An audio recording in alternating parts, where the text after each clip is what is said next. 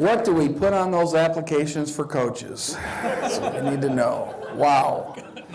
We got some up here with no hair and some up here with no humor. Okay. Now, thank you. I'll be here all week. Thank you. Wow. I had, anyway. Gavin, you got to, part of being funny is you've actually got to be funny. You know what I mean? You got to deliver that, buddy. You got to own the joke. Let's just do a test, shall we? Work with me.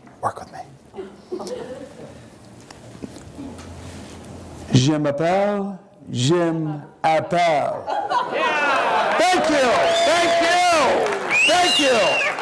Thank you.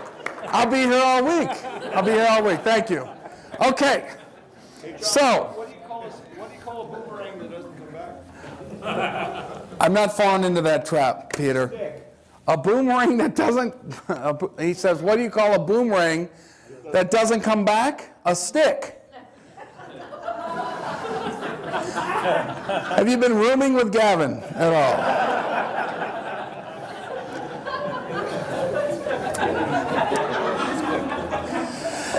My thought there was to interject a little humor to add energy. Obviously, plans fail, right? Let's see if we got time to do that. Here's what I want to do. I want to get through this little last bit on subject 2. I know I've had a lot of questions. I see how some of you are going to be implementing this. What's the matter? Bad cookie? Bad cookie. Okay. And I want to finish this. And then what I want to do is I want to take any questions on anything we've covered in the last 5 days. 5 days. Okay? We've had a jam-packed. Is anybody's head kind of saturated and full and right? The only one thing that'll cure that is a lot of booze and a good night's sleep. Okay? So have at it later. So let's talk about when we get to the closing. Walk through the inspection, do a walkthrough inspection the day of closing. Make sure you have sufficient funds for closing. Make sure your insurance is in place, your liability insurance, your hazard insurance. That's one of the things that you're going to do prior to closing is meet with your insurance agent. You're now the owner or will be. You're going to have to get insurance coverage on that in your name or your LLC or your trust name. Get a general warranty deed. We talked about that early on this afternoon. It warrants title to you, the buyer. Get title insurance. One exception on the policy being the seller's mortgage. So the title insurer is going to ask the question about the mortgage that you have in place. You're going to let them know that although you're taking ownership, the debt, the previous debt, is going to stay in the seller's name. That will probably add an exception of title coverage for that part, or they may want to handle that title insurance differently. So make sure that you discuss that with them. Get an assignment of rents and leases if it's an occupied rental property. Make sure the seller provides instructions to the lender to mail future statements to you. I'm going to show you an example of that in a moment. Get the keys, warranty information for appliances. Right, Gilbert? Right? Assignment of leases. Ask for testimonials. You may want to do this a couple months after closing. And ask for the seller's new address or where they're going to be moving. I think that's important. I just want to show you this document here. And you can create this any way you want, but it's going to be a letter to the lender sent from the seller. Please send all future statements and any correspondence to me in care of buyer, which will be the trust or the entity that you're putting this in, most likely a trust, and the trust address. thank you, blah, blah, blah. It doesn't have to be anything complex, but you're going to send that into whoever the loan is with, Bank of America Loan Servicing, Chase, whatever it's with. This is the letter that you're going to send in. And it does have to be in writing, signed by the seller, okay? That way, you get all the statements mailed to you. That mortgage is paid. If it's paid through a loan servicer, that loan servicer is going to, they can email the paid statement of that mortgage to the seller so they know that mortgage is paid. Deal with the lender. These are some of the issues, and we talked about, of course, the due on sale. And I'm going to talk a little bit more about this St. Germain Act. Insurance issues. Make sure that you're talking with your insurance agent about insuring the property. Hazard, liability insurance, things like that. Make sure they know where to mail the statements and other information. That's what that letter was that we just talked about.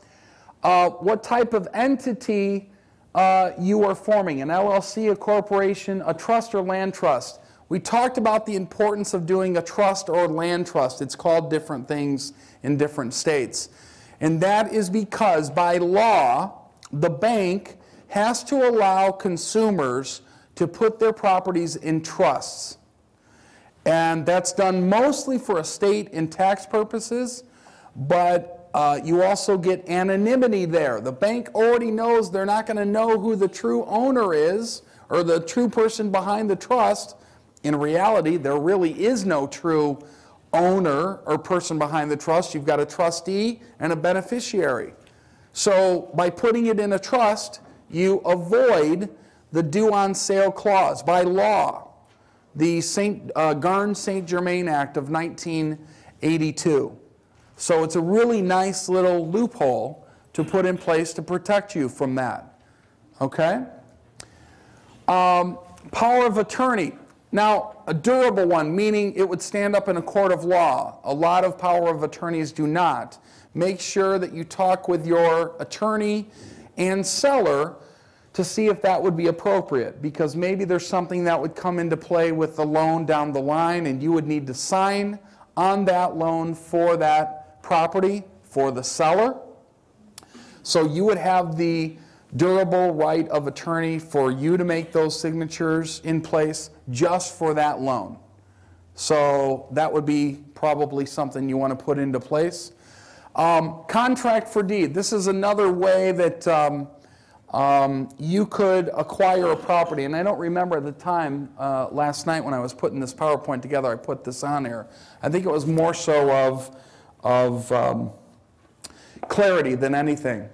A contract for deed is different than a subject to in that a subject to means you're actually closing on the property, you take ownership, but the debt, of course, stays in the seller's name.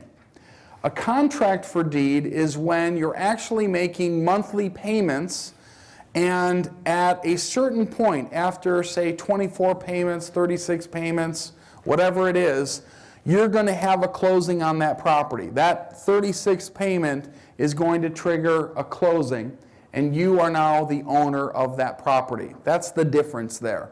And I think last night late when I was putting this thing together, that's what I wanted to convey to you. Yeah. Hold on, Valerie, before you get up there, I just want to let you know, go ahead, speak in the mic. I got it right here. I'm always playing games. There you go. When I was talking to the lawyer at lunchtime, he was talking about if you put things in a trust, if it's less than 24 months, then things can be shot back out of the trust or be dealt with to give back to a different person. So that's why I was just trying to see for the St. Germain Act, if you put things in it, if it's less than 24 months, is there still that ability for them to come after you and for the money to be used for other purposes, paying off? Okay, so good question. I don't know why you would want to put something in a trust for just for less than 24 months, unless there's a specific reason for that. No, I just mean, let's say you put it there and let's say you put something in a trust now. Okay, you just buy it, you put it in a trust, but somebody comes after you at you for something, and 24 months has not expired yet. And he was just giving some reference that if it goes to the court system, depending on the structure of your whole corporate things and what you're trying to hide and things that they can go back Yes, into the okay, trust yes, and then- yes, I know what he was talking about now. Yes. So what he was talking about is when there are pending lawsuits, a list pendants is filed, and you put things in a trust to hide them, and that can be proven, the courts can actually get into the trust, force you to give up the items in the trust because you can't hide stuff because of a list pendants or a lawsuit that's coming. That's probably what he was talking about. So I can see if you put it in after the date of something coming at you. Like the lien. That's right, afterwards. But what if you put it in knowing something could be coming? Well, as long as nothing's filed, you're in good shape. Because you need to have proper notification or service, as they call it in the legal business, that you do have a lawsuit. The idea of something could be coming, you can hide all you want, so to speak. You know, that's right. That's right. Good question, though. You hear that music? Okay. So, marketing for leads. If I was doing this, I would first start with a website like fizbo.com. And I know the kind of the profile of somebody that lists their house as a FISBO. They're very tight. The loan amount or mortgage amount is very close to the value of the home. That's a really good qualified lead for you. So I would start there. You're probably going to be familiar with some of these other ways that people market. You're going to be like, oh yeah, I see that. I see that all the time. And now it's going to make sense to you why you've seen this type of marketing all the time. John, Yes? people who are selling a FISBO could just be a goal, and they're just trying to save money, like you say. Yeah. So then they might be so open to it. So Valerie's like first of all, right? Right. So Valerie says that the person listing their house as a FISBO could be a gold, and they just probably want to, you know, keep organized and do everything themselves, and right? So not every FISBO is going to be appropriate for this. I see what you're saying. That's what you meant, right? Okay, very good. All right. Roger, I appreciate you approaching the mic. Let me make sure this is on for you, buddy. There you go. Thank you, sir. You're welcome. So when we're looking at business, and we're remote, and we're looking at kind of intimate conversations in kitchens and kitchen tables and places of security, it's going to be harder for people who are not local to facilitate that type of communication. So how do you work with, well, an agent's not going to do this work for you. Who within your power team, or who would you recommend? Here's what I would do. Yeah, here's a couple of things. Let me give you some ideas with that, Roger. Great. You can sleep that there.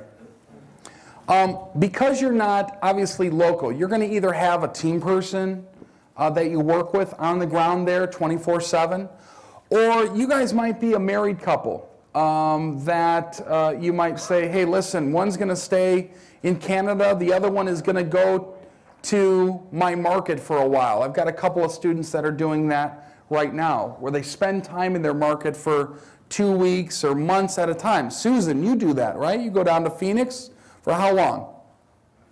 Last time was 50 days. Last time was 50 days. Do you know how many short or subject to deals you can do in 50 days? You can probably get, you know, a handful done during that time. At least one. You could do at least one.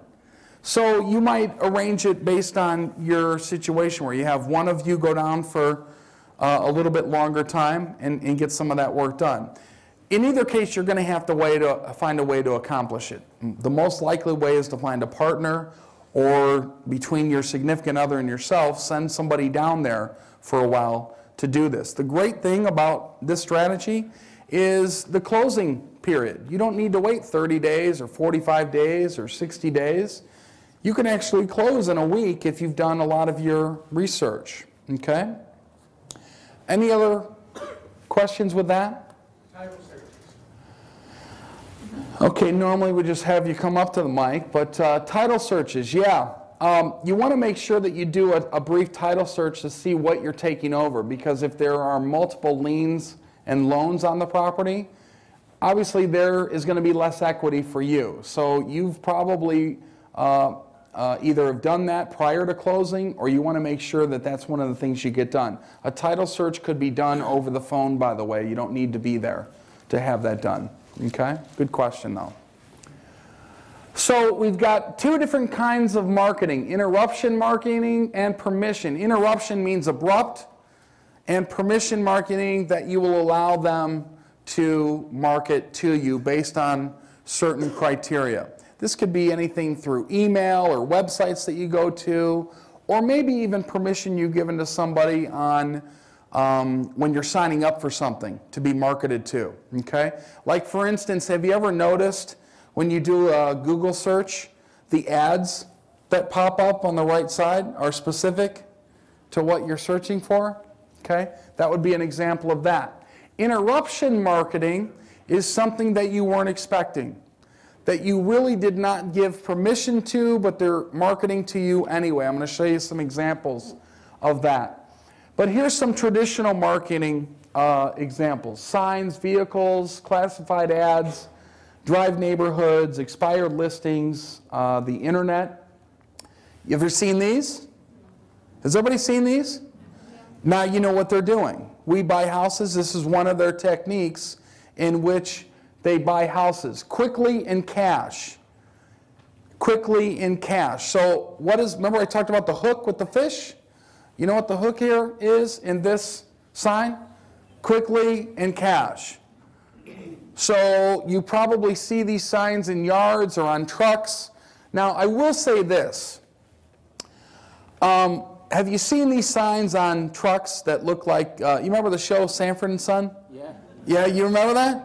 Now, if you've got a sign that says, "I buy houses" on a raggedy old truck, you probably need to be buying a truck, right?